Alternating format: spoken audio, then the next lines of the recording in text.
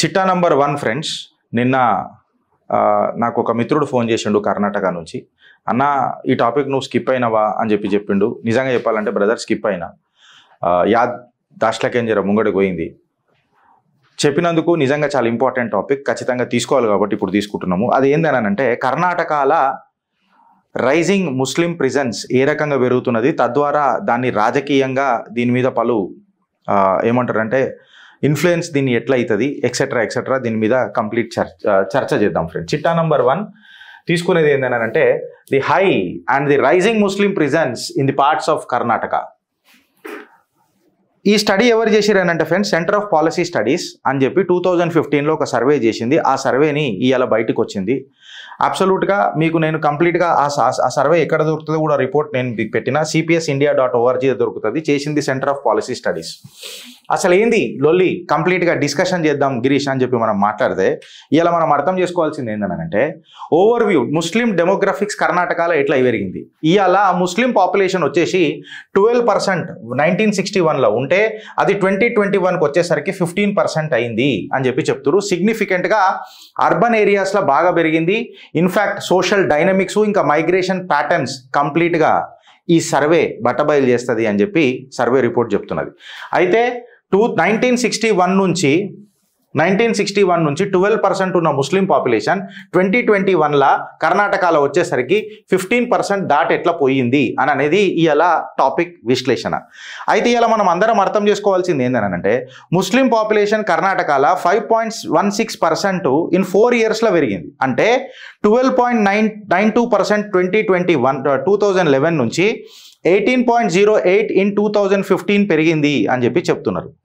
2015 SES covers ఏదైతే data ఉన్నదో అందులో 5.98 crore పీపుల్ ఎవరైతే ఎస్టిమేటెడ్ ఉన్నారో అందులో 6.35 crore స్టేట్ పాపులేషన్కి ఇప్పటికీ ప్రభుత్వాలు political sensitivity due to the delayed data అని చెప్పి గంభీరమైన ఆరోపణ చేస్తున్నది ఈ పబ్లిక్ సర్వే. పాపులేషన్ గ్రోత్ కాడికి మనం తీసుకొని చూస్తే ఇవాళ 5% కదా గిరీష్ పెరిగింది అని 12 నుంచి 15% పెరిగింది కదా 2021లో. ఆర్ టు దట్ మ్యాటర్ కొన్ని ప్రాంతాలలో పెరిగింది కదా అని చెప్తే దీని ఇంపాక్ట్ ఏముంటుంది, దీని ఇన్ఫ్లుయెన్స్ ఏముంటుంది అన్నది పెద్ద చర్చ. అదే ఇవాళ మనం డిస్కస్ చేస్తున్నాం. దాని చర్చ ఏంటనంటే ఇవాళ లార్జెస్ట్ బ్యాక్వర్డ్ క్లాసెస్ ఓబీసీలల్లా ఎవరు రిప్రజెంట్ చేస్తున్నారు అని అంటే ముస్లిమ్స్ కర్ణాటకలో లార్జెస్ట్ బ్యాక్వర్డ్ క్లాస్గా ఓబీసీలుగా ఇవాళ నిర్ధారింపబడుతున్నారు, ఎస్పెషలీ ఇన్ కర్ణాటక. ఎట్లా అని అంటే పాపులేషన్ ముస్లింలది వచ్చేసి 75.25 lakhs ఉన్నది. క్లాసిఫికేషన్ కేటగిరీ కింద ఈ కర్ణాటక ప్రభుత్వం కేటగిరీ 2B ఆఫ్ కర్ణాటక ఓబీసీలో పెట్టింది. ఏంలో పెట్టింది? కేటగిరీ 2B ఆఫ్ కర్ణాటక ఓబీసీలో పెట్టింది.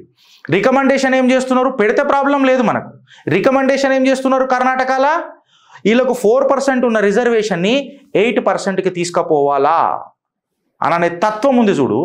ఇక్కడ ప్రాబ్లం వస్తుంది. ఎందుకు చెప్పాలనా, మళ్ళీ ప్రపోజ్డ్ ఓవరాల్ ఓబీసీ రిజర్వేషన్ ఏమవుతుంది, ఇది 4 నుంచి 8%కి తీసుకుపోతే అని అంటే ఇప్పుడు ఓబీసీ రిజర్వేషన్ అనేది 51%కి పోతుంది. తద్వారా ఓబీసీ పాపులేషన్ షేర్ ఏదైతే ఉంటుందో కంప్లీట్గా 69.6%కి పోతున్నది ఈ రిజర్వేషన్ కేటగిరీ. మళ్ళీ ఇది చట్టబద్ధమేనా? ఇది సుప్రీంకోర్టు ఇచ్చిన తీర్పులకు ఉల్లంఘన కాదా? అవసరం ఉన్నప్పుడు ఇక్కడ దుంకుతారు, అవసరం లేనప్పుడు అక్కడ దుంకుతారు. ఇది ఏ నీతి? ఇది రాజ్యాంగబద్ధమేనా అన్న నా ఫస్ట్ ప్రశ్న ఇస్తున్నా according to the reports. Next వచ్చేసి ఇప్పుడు మనం తీసుకొని చూస్తే ఫ్రెండ్స్ ఇవాళ మనకు అర్థమవుతుంది ఏంటంటే ఇది కొంచెం జర గీత పడ్డది, నేను మీకు తర్వాత చెప్తా. ఇప్పుడు మీరు ఈ గ్రాఫ్ తీసుకొని చూస్తే 66% of the Muslim population urban ఏరియాస్లో ఉన్నదట. ఎక్కడ? అర్బన్ ఏరియాస్లో 66% ఆఫ్ ది ముస్లిం పాపులేషన్ ఏదైతే సెటిల్ అవుతుందో కంప్లీట్గా ఈ షిఫ్ట్ అనేది అర్బనైజేషన్ వైపు పోతుందట. ఇది socio economic dynamics and to that matter cultural interactions ఏదైతే ఉంటుందో వీటిని చాలా ఇంపాక్ట్ చేస్తున్నదని చెప్పి రాజకీయ నిపుణులు విశ్లేషకారులు మాట్లాడుతున్నారు. కర్ణాటక డైనమిక్స్ తీసుకొని మనం చూస్తే ఇప్పుడు ఈ ఆరెంజ్ కలర్లో ఏదైతే గ్రాఫ్ ఉందో ఇది ఏది తీసుకున్నా కంప్లీట్గా ఆ స్టడీ రిపోర్ట్ PDF నుంచే తీసుకున్నా ఫ్రెండ్స్. ఈ ఆరెంజ్ కలర్లో ఏదైతే ఉన్నదో ఇక్కడ లింగాయత్ సీట్ల డామినెన్స్ మనకు ఎక్కువ కనిపిస్తుంది. ఇగో ఈ ఆరెంజ్ కలర్ ఏరియాస్లో. ఈ బ్లూ కలర్ ఏరియాస్ ఎక్కడెక్కడైతే మనం చూస్తున్నామో ఈ బ్లూ కలర్ ఏరియాస్లో మనము SC ST కేటగిరీ సీట్స్ ఏవైతున్నాయో దాని అక్కడ ఇంపాక్ట్ చూస్తున్నాము. ముస్లిమ్స్ది ఈ గ్రీన్ కలర్ ఏరియాస్ ఎక్కడెక్కడైతున్నాయో ఈ ఏరియాస్లలో మనము చాలా ఇంపాక్ట్ మనము చూస్తున్నాము. ఇగో ఈ ఏరియాస్, ఈ పార్ట్స్ మిక్స్డ్గా నార్మల్గా ఏవైతే మిక్స్డ్ కలర్స్ ఉన్నాయో ఎక్సెట్రా ఇక ఇవి మిక్స్డ్ సీట్స్ తీసుకుందాం. సో ఇవాళ ఈ పొలిటికల్ ఇన్ఫ్లుయెన్స్ ఏదైతే అర్బనైజేషన్లో 66% చూపిస్తున్నది కదా, దీని మీద ఒక పెద్ద చర్చ జరుగుతున్నది.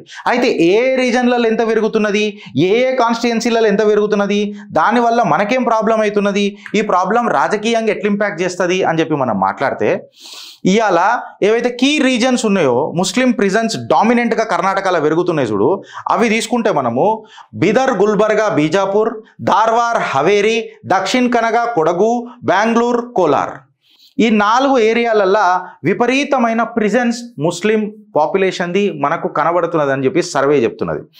అయితే ఎట్లా కనబడుతున్నది అని చెప్పి చెప్తే ఇవాళ మనం చూడాల్సింది ఏంటంటే ధార్వార్ ఏరియా ఏదైతే ఉన్నదో, ధార్వార్ హవేరీ ఏదైతే ఏదైతే ఉన్నదో అక్కడ ముస్లిం పాపులేషన్ 15.3% 1981 నుంచి 18.4% 2011లో పెరిగింది. అట్లనే బెంగళూరు, కోలార్లో మనం తీసుకొని చూస్తే ముస్లిం షేర్ ఏదైతే 9.61% 1961లో ఉండనో అది పెరిగి 12.5% ఇన్ 2011లో వచ్చింది అని చెప్పి చెప్తున్నారు. ఈ ఏరియాస్ ఇక్కడనే కాకుండా ఉస్మానాబాద్, లాతూర్, నాందేడ్, మహారాష్ట్ర ఇట్లాంటి ముస్లిం పాపులేషన్ ట్రెండ్స్ని ఇన్ఫ్లుయెన్స్ చేసే కాన్స్టిట్యుయెన్సీలు అవుతున్నాయి అని చెప్పి డేటా చెప్తున్నది. ఈడికి ఆగిపోయిందా? ఈడికి ఆగలే. ఇప్పుడు ఈ గ్రోత్ ట్రెండ్స్ ఎట్లున్నాయో మనం చూద్దాం ఆధారాలతోనే. మీ చిత్రగుప్త్ నాకు తెలిసి ఇంత డేటా ఏ తెలుగు రాష్ట్రాలలో మీరు చూడకపోవచ్చు. అబ్సల్యూట్గా దేవుని నమ్ముదాం, ఆ తర్వాత డేటానే నమ్ముదాం, చిత్రగుప్తును కూడా కాదు.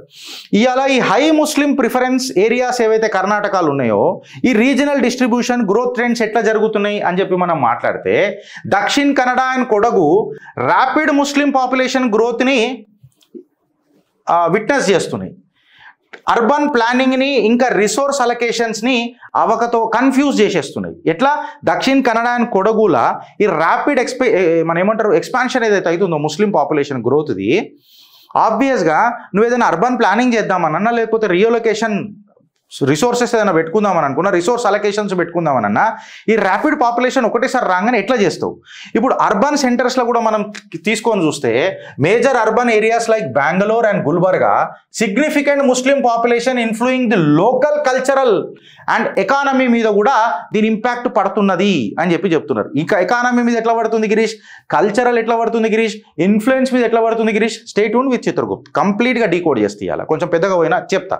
Demographic stability in the reasons ఏదైతే ఉంటుందో ఎస్పెషలీ బిదర్ ఇంకా బీజాపూర్లా స్టేబుల్ ముస్లిం పాపులేషన్ డెమోగ్రఫిక్స్ కనబడ్డాయట. అట్లనే యునిక్ సోషో ఎకనామిక్ ఛాలెంజెస్ ఇంకా ఆపర్చునిటీస్ కూడా ఆల్రెడీ స్టార్ట్ అయ్యి కూడా మొదలెట్టినాయట, కనబడుతున్నాయట. ఈడికి ఆగిపోయిందా?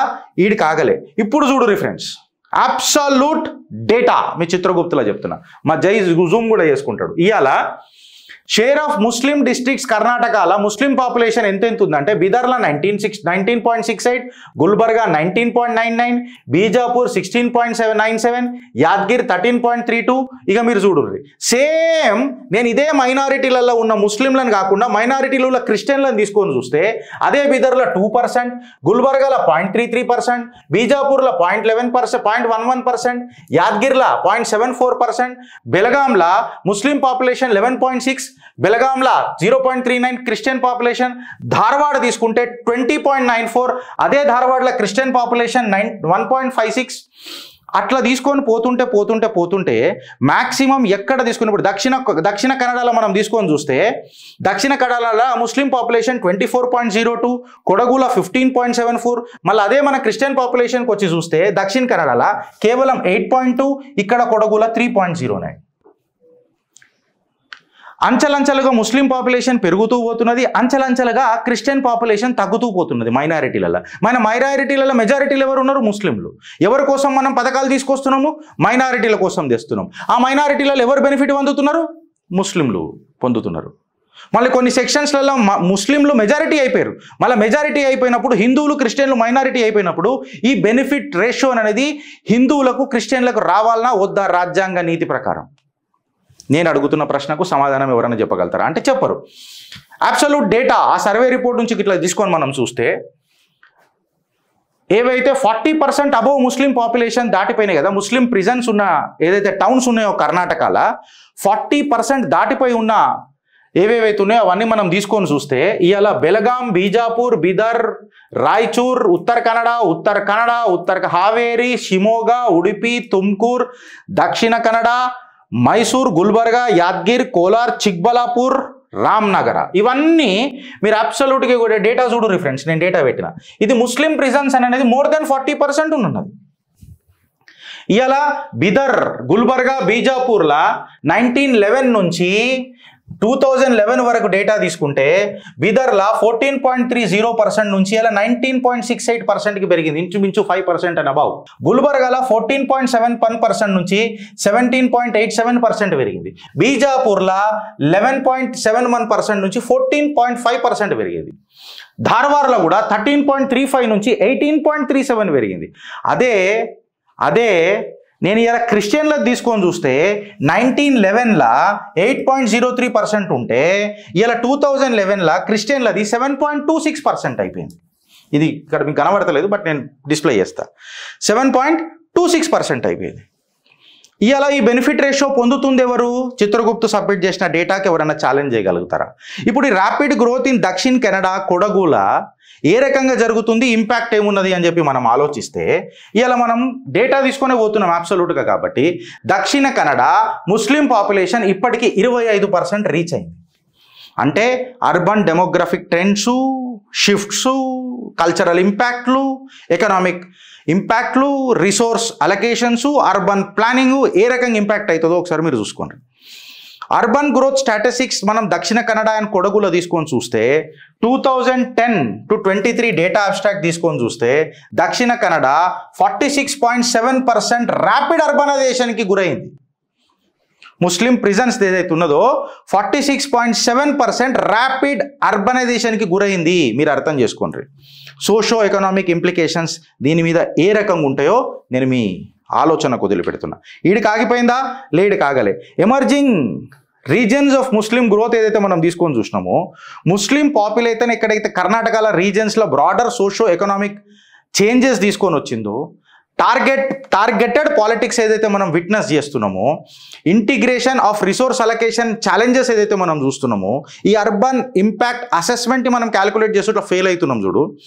Political influence, political decisions, reservation policies and socio economic landscape మీద ఛాలెంజెస్ పడుతున్నాయా లేదా అని చెప్పి నేను అడుగుతున్నా. ఏ రకంగా పడతాయి గిరీష్ అని కంప్లీట్గా మాట్లాడితే not only from the economic disparities challenges వీటిలో మనం తీసుకొని చూస్తే rising Muslim prisons in Karnataka, cultural అండర్స్టాండింగ్లో కూడా ప్రాబ్లం అవుతుంది. వాడెవడో వాడి షాప్లో హనుమాన్ చాలీసా పెట్టుకుంటా అంటే వాడిని కొట్టిపాయ. ఇవాళ నిన్న డిఆర్డిఓ ఎంప్లాయీని కూడా కొట్టిపాయ. ఏ రకంగా ఎవరు కొట్టిరు అన్నది పక్కకు పెడదాం.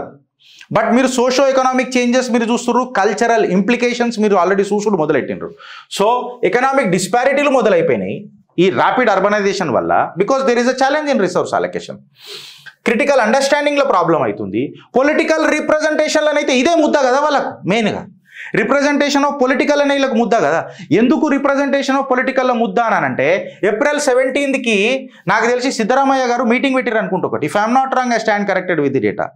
సిద్ధరామయ్య గారు క్యాబినెట్ మీటింగ్కి పిలిచి ఫీజిబిలిటీ ఇంప్లిమెంటేషన్ మీద చర్చ చేద్దాం, discussion on reshaping backward classes narratives, అంటే ఓబీసీలలో ముస్లింలని ఏ రకంగా పెడదాం అని అన్న ఆలోచననే కదా రీషేపింగ్ అని అన్నప్పుడు.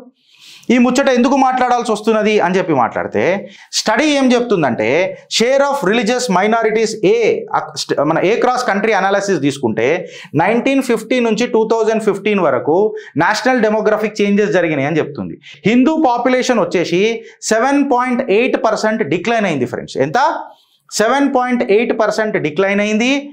From 84% in 1950 to 78% in 2015. Muslim population 43.15% పెరిగింది. 9.84% to 14.09% from the same period. ఎప్పటి నుంచి? 1950 నుంచి 2015 వరకు. దీని మీద April 17కి మీటింగ్ మళ్ళీ అయిందో లేదో I stand corrected with the data. ఈ ర్యాపిడ్ గ్రోత్ ఏదైతే ఉన్నదో ఎకనామిక్ డిస్పారిటీస్ తీసుకురాదా? తీసుకురాదా? అదర్ ఓబీసీ క్లాసెస్ అని చెప్పి మాట్లాడుతున్నప్పుడు సరే ఓబీసీ అని కేటగరైజ్ చేసినప్పుడు నువ్వు హిందువుల మీద క్యాస్ట్ సర్వే చేసినావు. ఇప్పటిదాకా క్యాస్ట్ సెన్సెస్ అనేది కర్ణాటకలో ఇంకా బయటికి రాలే. బట్ ఇక్కడ మాత్రం క్యాస్ట్ సెన్సెస్ మీద ఒక గుణాత్మకమైన నిర్ణయం, ఓబీసీలను గణాంతకంగా ఆర్థికంగా లేపాలని అంటే ఒక గుణాత్మకమైన నిర్ణయం క్యాస్ట్ సెన్సెస్ అని మాట్లాడతారు. కర్ణాటకలో దాన్ని ఇంతవరకు బయటికి చేయలేదు. మళ్ళీ ముస్లింలను మీరు 4% నుంచి 8%కి పెడతానంటే I don't have any problem. But అక్కడ సర్వే చేయి కదా, ఏ రకంగా నువ్వు ఓబీసీలలో పెడుతున్నావు అని అనేది. Just because of rapid urbanisation లేకపోతే ముస్లిం పాపులేషన్ ప్రిజన్స్ ఈయన కనబెట్టి నువ్వు ఎట్లా చేస్తానంటావని అనేది ఇలా రాజకీయ విశ్లేషకారులు ఎస్పెషల్లీ ఇన్ దిస్ సర్వే అడుగుతున్న ప్రశ్నకు మీరేం సమాధానం చెప్తారు? సమరీ చేసి మాట్లాడాలనంటే 1911 నుంచి 1916 వరకు ముస్లిం పాపులేషన్ ఇన్ కర్ణాటక 8.64%. అంటే 1911లా 1911 8.64% ఉంటే 9.87 1961లకు అయింది. ఇట్లా అంచలంచలుగా తీసుకొని మనం పోతుంటే ఇవాళ ముస్లిం మెజారిటీ పాపులేషన్ ఏవైతే ఉన్నాయో 40 to 70% రీచ్ అయినవి కూడా ఉన్నాయి. అందులో బక్తల్ ముస్లిం పాపులేషన్ ఏదైతే ఉందో 74% హైయెస్ట్ అయింది కర్ణాటకలో. Dakshina Kannada and Kodagu, Bengaluru and Kolar urbanisation ఏ రకంగా పెరిగిందో చూసినాం. Bidar, Gulbarga and Bijapur percentages are around more than 20%. మయ్యాల మనం మనలో చూసినాం. Currently Bidar, Gulbarga rising since 1950 at an average growth rate of 17%. Christians 5.25% in the city district, study decline కనిపిస్తున్నది సిన్స్ 2001. మైనారిటీలలో మెజారిటీలైన ముస్లింలు ఎవరిని దొక్కుతున్నారు మైనారిటీలు అన్నది నేను ఆ మైనారిటీ వర్గానికే వదిలేస్తుంది. Historical context and the migration patterns ఏవైతే తీసుకొని చూస్తామో డెమోగ్రఫిక్ చేంజెస్ మీద దీని మీద ఎఫెక్ట్ చూపుతున్నదా లేదా? ఈడికే కాదు, significant Muslim population growth in Kerala ఈ ఏరియాస్ని కూడా ఇంపాక్ట్ చేస్తున్నది, ఎస్పెషల్లీ ఇన్ కర్ణాటకలో. ఎస్పెషల్లీ కాసర్గోడ్, కర్ణాటక నార్థన్ డిస్ట్రిక్ట్స్లల్లో కేరళ నుంచి కూడా దీని ఇన్ఫ్లుయెన్స్ గట్టిగా పడుతున్నదా అని అంటే ఖచ్చితంగా పడుతున్నదని చెప్పి విశ్లేషకారులు మాట్లాడుతున్నారు. సో ఈ rapid urbanisation of the Muslim prisons in Karnataka రేపటి దినం ఏ రాక దారితీస్తుంది గిరీష్ అని చెప్పి మాట్లాడితే ఇక్కడ హేమంత బిశ్వానో లేకపోతే మనకు యోగి ఆదిత్యనాథో ఎక్కడనో ఇక్కడ మనకు ముఖ్యమంత్రులు లేకపోయాయి. బికాస్ కర్ణాటక ప్రజలే ఇవాళ నాటకానికి దారితీసి కాంగ్రెస్ని గెలిపించుకొని అందువల్ల కాంట్రాక్ట్లలో కూడా ముస్లిం రిజర్వేషన్ని తీసుకునేటట్టు చేసి 4% ఉన్న ఓబీసీ కేటగిరీలలో దాన్ని అలా వాళ్ళు 8%కి కూడా ప్రమోట్ చేయడానికి ప్రయత్నం చేస్తున్నారు. తద్వారా ఏదైతే రిజర్వేషన్ సీలింగ్ ఉండెనో అది మోర్ దెన్ 50% పోతున్నది. రాజ్యాంగ నిజంగా చెప్పాలంటే కోర్టు ధిక్కారణ కదా, సుప్రీంకోర్టు ఇచ్చిన గైడ్ లైన్స్కి అది విరుద్ధం కదా. దేశాన్ని ఎక్కడ తీసుకోవాలని అనుకుంటున్నారు అనే ప్రశ్నకు కాంగ్రెస్ ఇవాళ సమాధానం చెప్పగలుగుతుందా? ఓటేసిన ఆ ఓటర్లు సమాధానం చెప్పగలుగుతారా? మీకేం న్యాయం కనిపిస్తున్నది, మీకేం ధర్మం దొరికింది అని చెప్పి అలా అడుగుతుంది చిత్రగుప్త్, అడుగుతుంది తెలుగు రాష్ట్రాలలో. ఆలోచిస్తారా లేక అనుభవిస్తారా? భారత్ మాతాకి జై.